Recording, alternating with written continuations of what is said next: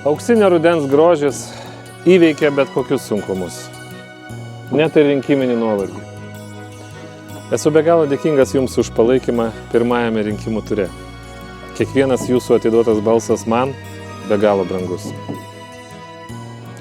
Anykščių, Ukmergės, Panevėžio krašto žmonės sudaro didžiausią rinkimų apygardą Lietuvoje. Tarp Siesikų ir Svedasų, tarp Anykščių ir Velžio atstumai artėja prie 100 kilometrų.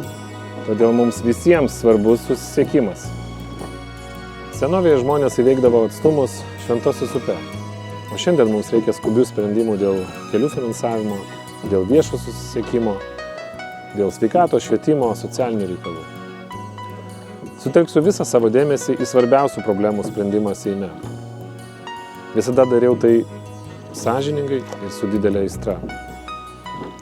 Jūsų valioje patikėti man atstovauti Jūs Lietuvos parlamente. Rašykime istoriją kartu.